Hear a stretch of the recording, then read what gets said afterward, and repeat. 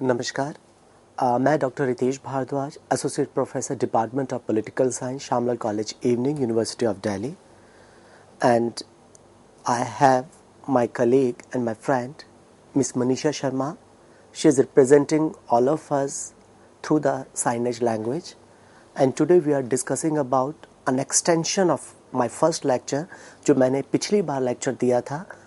सकारात्मक कार्यवाही, उसका ही एक्सटेंडेड थोड़ा सा पार्ट है जो छूट गया है, जिसमें हम लोग विशेष रूप से इसके सैद्धांतिक पहलुओं को समझेंगे और किस प्रकार का वाद विवाद हमें सकारात्मक कार्यवाही के पहलुओं को लेकर के दिखाई देता है, उस पर चर्चा करेंगे और इस पर विशेषज्ञों का क्या कहना है उसको समझने की कोशिश करेंगे। देखिए, लास्ट लेक्चर का जो अंत में मैंने राष्ट्रपति अमेरिकन प्रेसिडेंट बी जॉनसन की बात की थी और राष्ट्रपति जॉनसन का कहना था कि सकारात्मक कार्यवाही या समतामूलक समाज, एफर्मेटिव एक्शन और इक्विटेबल सोसाइटी बहुत अच्छी बात है और इसके लिए समान अवसरों का दरवाज़ा भी खोलना चाहिए, परंतु ये दरवाजे को खोलना ही सफिशिएंट नहीं है। इसके अतिरिक्त बहुत सारे मौक़ों को दिया जाना, लोगों की आवश्यकताओं को समझना, ताकि वो लोग भी विकास में अपनी पर्याप्त भूमिका को निभा सके, इसके लिए बहुत ज़रूरी है कि समान अवसर के तर्क को बहुत मजबूती के साथ कायम रखने की आवश्यकता है। देखिए, अमेरिका में अश्वेत लोगों को और स्त्रियों को बहुत सी नौकरियों में और उच्च शिक्षा के पाठ्यक्रमों में, जैसे मेडिकल हो गया, लॉ हो गया, इनके पाठ्यक्रमों में एंट्रेंस या एडमिशन देते समय प्रेफरेंस दी जाती है, प्राथमिकता दी जाती है, वरीयता दी जाती है। वहीं वंचित वर्गों की पहचान करके उनके हित में जो विशेष कार्यवाही की जाती है, ये वंचित वर्ग एक देश विशेष के संदर्भ में बहुत से समुदाय हो सकते हैं।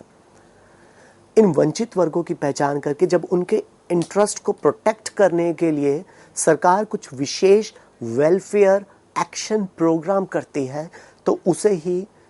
एफर्मेटिव एक्शन या प्रोटेक्टिव डिस्क्रिमिनेशन या जॉन रॉल्स की परिभाषा में उसे डिफरेंशियल जस्टिस यानी भेद मूलक न्याय कहा जाता है। देखिए, वास्तव में भारत में प्रचलित प्रोटेक्टिव डिस्क्रिमिनेशन और अमेरिका में प्रचलित सकारात्मक कार्यवाही, मैंने पिछले लेक्चर में जिक्र किया था, एक ही तर्क पर आधारित है और दोनों के माध्यम से जो डिप्राइव कम्युनिटी है, जो वंचित वर्ग है, उनको समुचित और उचित प्रतिनिधित्व देने के लिए सरकार द्वारा कुछ विशेष प्रयास, स्पेशल एफर्ट्स किए जाते हैं और इस प्रयास को ही कई बार आलोचकों द्वारा, जो इसको क्रिटिक करते हैं या जो इसको गलत मानते हैं कि नहीं, सरकार को सकारात्मक कार्यवाही नहीं करनी चाहिए, वो अक्सर इसके लिए विपरीत भेदभाव, रिवर्स डिस्क्रिमिनेशन की बात करते हैं। देखिए,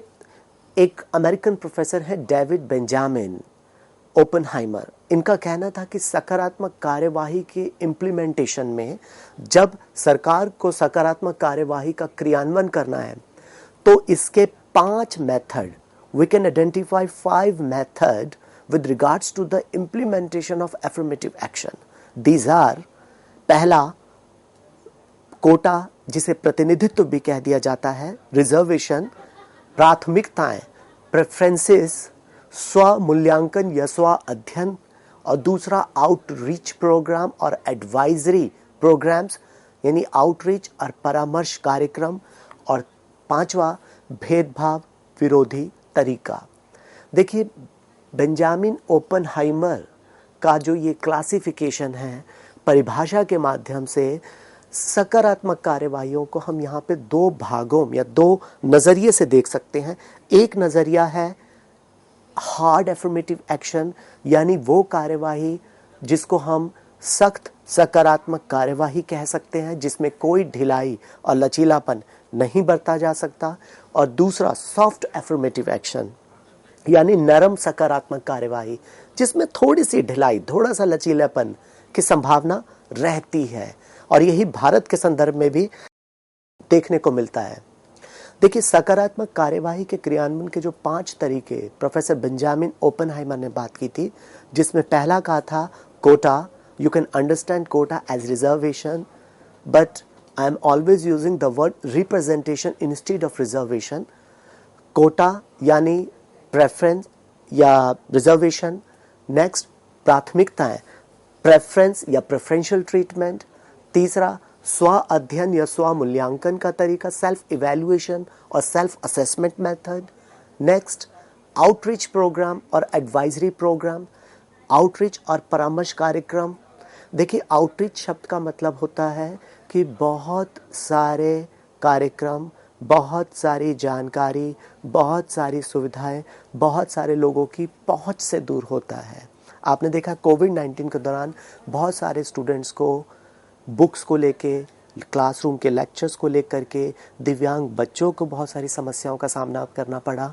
तो ऐसे में हम लोगों ने कॉलेज के लेवल पे कुछ आउटरीच प्रोग्राम्स चलाएं ताकि हम ऑनलाइन माध्यम से उनको स्टडी मटेरियल दे सके, उनको मदद कर सके, उनको कॉलेज के लेवल पे सहयोग दिया जा सके ताकि उनको ज़्यादा दिक्कत का सामना ना करना पड़े। खैर, सकारात्मक कार्यवाही के इम्प्लीमेंटेशन के 5 तरीके होते हैं, जैसे कोटा, प्राथमिकताएं, सेल्फ स्टडी और सेल्फ इवैल्यूएशन, आउटरीच और परामर्श कार्यक्रम, और भेदभाव विरोधी गतिविधियां। प्रोफेसर बेंजामिन ने जो एक कैटेगरी की थी और उसमें हम सकारात्मक कार्यवाही को पुनः 2 भागों में देख सकते हैं, कठिन सकारात्मक कार्यवाही और नरम सकारात्मक कार्यवाही। देखिए, यहाँ पर एक बात याद रखिएगा, सख्त सकारात्मक कार्यवाही के अंदर हमें कोटा यानी रिजर्वेशन और प्रेफरेंशियल ट्रीटमेंट दिखाई देता है, और नरम यानी सॉफ्ट एफर्मेटिव एक्शन में हम आउटरीच प्रोग्राम, सेल्फ असेसमेंट या सेल्फ इवैल्यूएशन को शामिल कर सकते हैं। इसके साथ ही सख्त सकारात्मक कार्यवाही में भेदभाव विरोधी अनुच्छेदों को, जो भारतीय संविधान में निहित है, उनको भी देखा जा सकता है। देखिए, यहाँ पर एक बात ध्यान रखिएगा, सकारात्मक कार्यवाही का जो विचार है, उसका जो ओरिजिन है, जो उत्पत्ति है, वो डिस्ट्रीब्यूटिव जस्टिस यानी वितरण मूलक न्याय के सिद्धांत से हुआ है। और पॉलिटिकल थ्योरी में, राजनीतिक सिद्धांत में, हमें बहुत से दार्शनिकों के बीच न्याय को और समानता को लेकर बहुत सारे वैचारिक मतभेद बहुत स्पष्ट दिखाई देते हैं, और वे सभी समाज को एक आकार या स्वरूप देने के लिए किसी न किसी प्रकार से न्याय के डिस्ट्रीब्यूटिव मैकेनिज्म, न्याय को किस तरीके से लोगों के बीच में बांटा जाए, सभी लोगों को न्याय मिल सके, आगे बढ़ने का बराबर मौका मिल सके, यानी जितने भी सामाजिक अवसर हैं, सुविधाएं हैं, मौके हैं, शिक्षा के अवसर हैं, नौकरियां हैं, उसका वितरण लोगों के बीच में बेहतरीन तरीके से किया जाए। इसे ही पॉलिटिकल थ्योरी में डिस्ट्रीब्यूटिव जस्टिस कहा जाता है। देखिए, वास्तव में न्याय का वितरणात्मक सिद्धांत कोई नया नहीं है। बहुत प्राचीन समय में अरिस्टोटल ने भी डिस्ट्रीब्यूटिव जस्टिस की बात की थी। और मोटे तौर पे, जैसा भी हमने जिक्र किया कि सकारात्मक कार्यवाही के जो कैटेगरी है, उसको हम 3 तरह से देख सकते हैं सकारात्मक कार्यवाही को, यानी किस तरीके से सकारात्मक कार्यवाही का हमें भारत में क्रियान्वयन देखने को मिलता है। उसमें पहला जो मेथड है, वो आप देखेंगे कि बहुत सारे जो मूल्यवान पद हैं, जो इम्पॉर्टेंट पोजीशंस हैं और जो रिसोर्सेज हैं, उन तक वंचित वर्गों की पहुंच को बहुत सुविधाजनक बनाया जाता है। जैसे आप देख सकते हैं, स्टेट लेजिस्लेचर के अंदर जो स्टेट लेजिस्लेचर है, उसमें रिजर्वेशन का मेथड है, पार्लियामेंट के अंदर प्रोविजंस हैं, लोकसभा में अनुसूचित जातियों और जनजातियों के लिए आरक्षण का प्रावधान है, सरकारी सेवाओं में रिजर्वेशन है, एजुकेशनल इंस्टीट्यूशंस में रिजर्वेशन है। इसके साथ ही दूसरा मेथड आता है, मैं अभी इसको डिटेल में समझाऊंगा, अभी आप सिर्फ पीपीटी को देख के थोड़ा समझने की कोशिश कीजिएगा। भारत में सकारात्मक कार्यवाही के इम्प्लीमेंटेशन का जो दूसरा मेथड है, उसमें आप देख सकते हैं कि इसमें भूमि आवंटन में आपको रिप्रेजेंटेशन लोगों का मिलेगा, रेजिडेंशियल कॉम्प्लेक्सेस में मिलेगा, और जितने भी रेयर रिसोर्सेज हैं जैसे fellowship, grant, loan, health facility, यानी विद्यार्थियों को जो छात्रवृत्ति दी जाती है, कुछ अनुदान राशि दी जाती है, एजुकेशन लोन दिया जाता है, हेल्थ फैसिलिटीज़ दी जाती है। जैसे भारत सरकार ने भी हेल्थ फैसिलिटी को एक बहुत अच्छी योजना चला रखी है, जिसमें गरीब परिवार के बहुत सारे लोग बहुत सारी स्वास्थ्य सुविधाओं का लाभ ले सकते हैं। इन सभी तरह के सुरक्षात्मक उपायों के माध्यम से वास्तव में सरकार सकारात्मक कार्यवाही का ही क्रियान्वयन कर रही है। तीसरा एक और तरीका है जिसके माध्यम से हम इस एफर्मेटिव एक्शन का implementation, we all can identify the third way of implementation of affirmative action in India.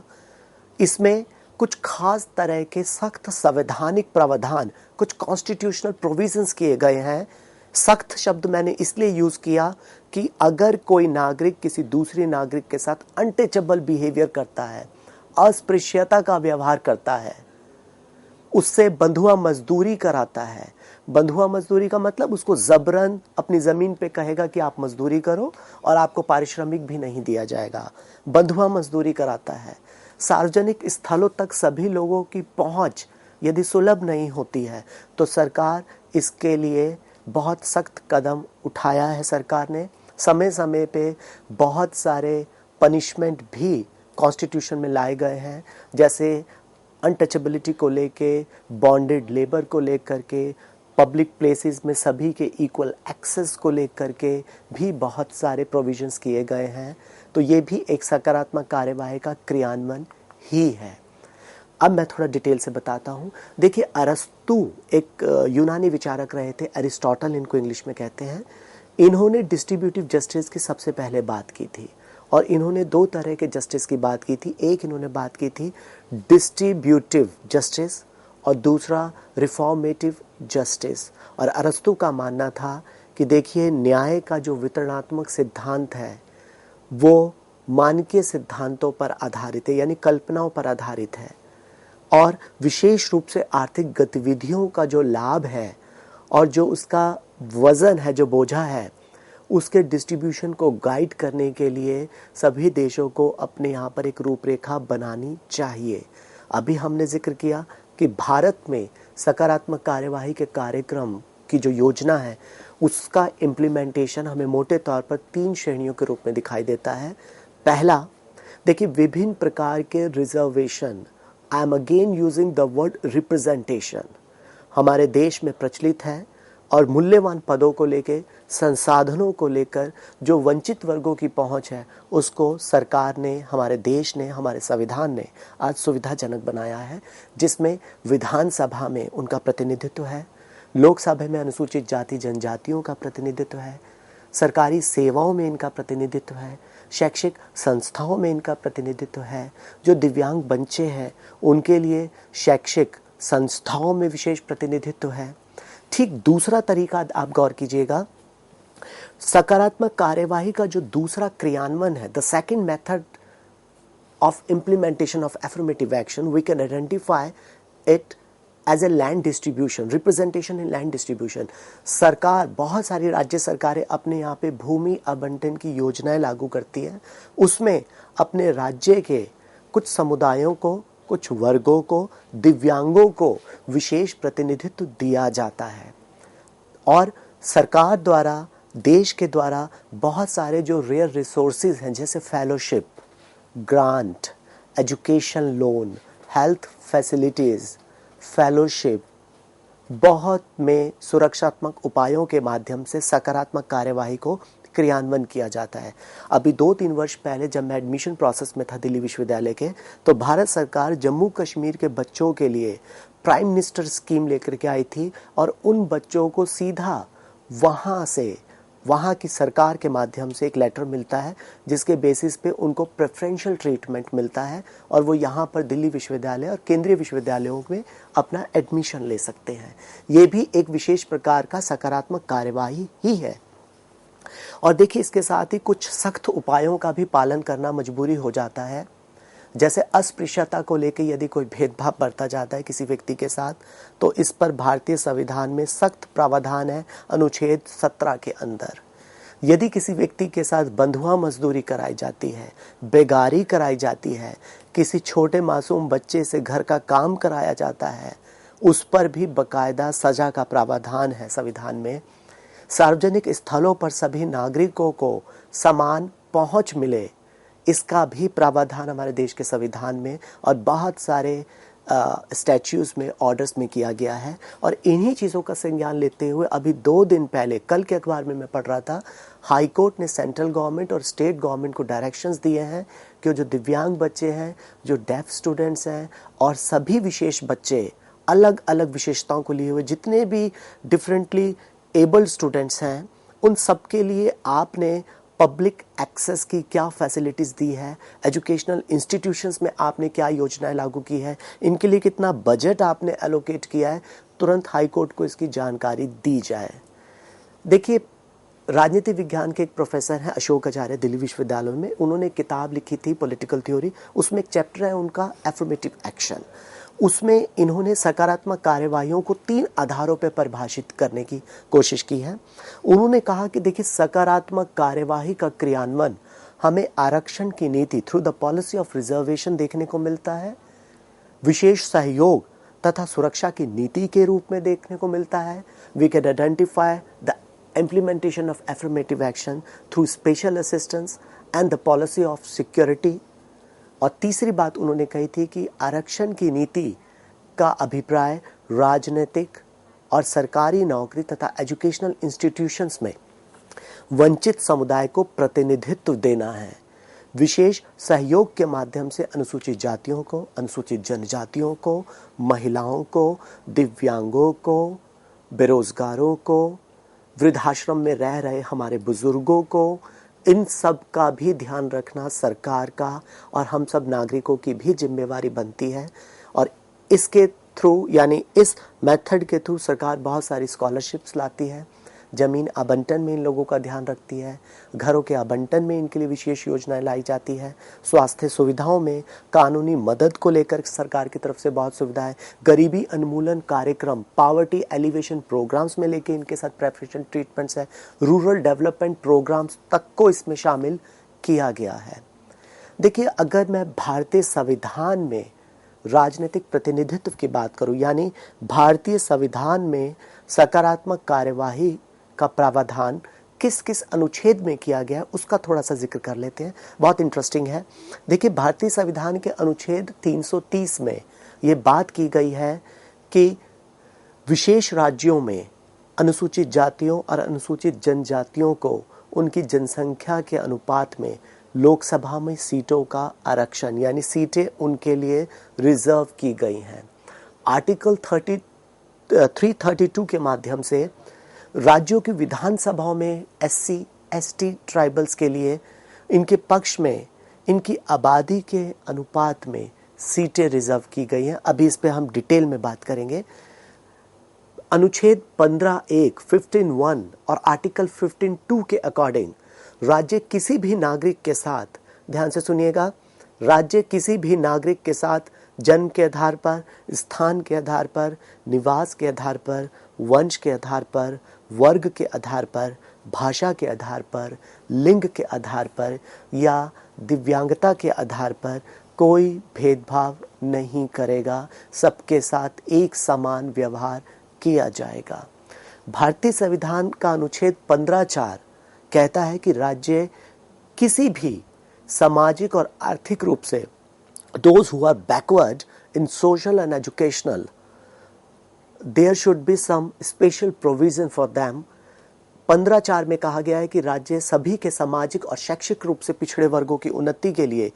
विशेष प्रावधान करेगा और कोई भी कार्यवाही राज्य को इस सकारात्मक कार्यवाही को करने से नहीं रोक सकती। देखिए, भारतीय संविधान का अनुच्छेद 15(4) एजुकेशनल इंस्टीट्यूशन में रिजर्वेशन की बात करता है, ये भी एक एफर्मेटिव एक्शन है। अनुच्छेद 16(1) किसी भी सरकारी रोजगार में या फिर नियुक्तियों के मामले में नागरिकों के लिए अवसरों की समानता की बात करता है, इक्वालिटी ऑफ अपॉर्चुनिटी की बात करता है। 16(2) नागरिकों के साथ धर्म के आधार पर, जाति के आधार पर, वंश, लिंग, जन्म के आधार पर या किसी भी इलॉजिकल बेसिस पर राज्य के अधीन जितने भी रोजगार के मौके हैं उनमें इनके साथ कोई भेदभाव नहीं किया जाएगा। सरकारी सेवाओं में रिप्रेजेंटेशन को लेकर भारतीय संविधान का अनुच्छेद 16(4) शामिल किया गया है। देखिए, सुरक्षा के दृष्टिकोण से जो बंधुआ मजदूरी है और जो सामाजिक कुरीतियां हैं, हम सभी का मानना है कि उस पर रोक लगाई जानी चाहिए। कोई भी ऐसी परंपरा जो अमानवीय है, जो दूसरे का शोषण करती है, उस परंपरा, उस व्यवहार को हमें छोड़ देना चाहिए और यह हमारे देश के लिए बहुत आवश्यक है। देखिए, हमारा देश विविधता में एकता का प्रतिनिधित्व करता है, वसुधैव कुटुंबकम की बात करता है। देखिए, प्रोफेसर डेविड ओपनहाइमर ने कहा था कि जो पहला वर्गीकरण है उसमें हम कठिन सकारात्मक कार्यवाही को देख सकते हैं, जिसमें कि रिजर्वेशन पॉलिसी है, जिसमें कि कुछ हार्ड प्रोविजंस किए गए हैं, वहीं कुछ नरम सकारात्मक कार्यवाहियां भी हैं। नरम सकारात्मक कार्यवाही यानी जिसमें थोड़ा बहुत लचीलापन लाया जा सकता है समय के साथ। मसलन भारतीय संविधान के डायरेक्टिव प्रिंसिपल्स, नीति निर्देशक सिद्धांतों के माध्यम से इसी नरम सकारात्मक कार्यवाही को लागू करने की कोशिश की गई है। देखिए, नीति निर्देशक तत्व क्या है? What is directive principles? Everybody should know that these are the basic directions which is giving by the Constitution of India to the different units of Indian state। भारतीय संघ की जो विभिन्न इकाइयां हैं, मैं इकाई शब्द का इस्तेमाल कर रहा हूं, आम बोलचाल में हम राज्य बोलते हैं, जैसे उत्तर प्रदेश राज्य, मध्य प्रदेश राज्य, पर संविधान के दृष्टिकोण से ये भारतीय संघ की विभिन्न इकाइयां हैं। इन सभी इकाइयों के विधानसभाओं को, विधानमंडलों को ये निर्देश दिया गया है कि जब कभी भी वो अपने यहाँ पर नीति निर्माण करेंगे तो संविधान द्वारा जो ये नीति निर्देशक तत्व हैं, इनको ध्यान में रखकर अपनी योजनाओं का निर्माण करेंगे, ताकि सही दृष्टिकोण से सकारात्मक कार्यवाही का क्रियान्वयन किया जा सके। जैसा कि अभी हमने जिक्र किया था कि भारतीय संविधान में अनुच्छेद 330 में यह प्रावधान किया गया है कि विशेष राज्यों में शेड्यूल कास्ट और शेड्यूल ट्राइब्स को उनकी जनसंख्या के अनुपात में लोकसभा में सीटें आरक्षित की गई हैं, और वह राज्य जो मुख्य रूप से आदिवासी बहुल है, देखिए ट्राइबल एरियाज को इन प्रावधानों से बाहर रखा गया है। 1969 में एक 23rd कॉन्स्टिट्यूशनल अमेंडमेंट किया गया था, जिसके माध्यम से संविधान में धारा 2 के तहत नागालैंड के जनजातीय क्षेत्रों के लिए, जो ट्राइबल एरियाज हैं, उनके लिए 330 के संचालन को बाहर रख दिया गया था। लेकिन अब 31वें संविधान संशोधन के माध्यम से मेघालय, मिजोरम, अरुणाचल प्रदेश राज्यों तक इस सकारात्मक कार्यवाही का आज विस्तार कर दिया गया है। इसी प्रकार से हमने अनुच्छेद 332 के तहत देखा कि जितने भी राज्यों की विधानसभाएं हैं, वहाँ पर अनुसूचित जाति और जनजाति के पक्ष में बहुत सारे जगहों पर, बहुत सारे राज्यों में विशेष समुदायों को उनकी आबादी के हिसाब से, उनकी पॉपुलेशन के हिसाब से सीट रिजर्व की गई है। पर वही नॉर्थ ईस्ट के कुछ स्टेट्स हैं, जैसे मेघालय, नागालैंड और मिजोरम, अरुणाचल प्रदेश, वहाँ अनुच्छेद 332 के संचालन से थोड़ा बाहर रखा गया है। केवल इन राज्यों के ज़्यादातर, चूंकि इन राज्यों में ट्राइबल्स रहते हैं, उनकी आबादी के कारण, देखिए आर्टिकल 331 और 333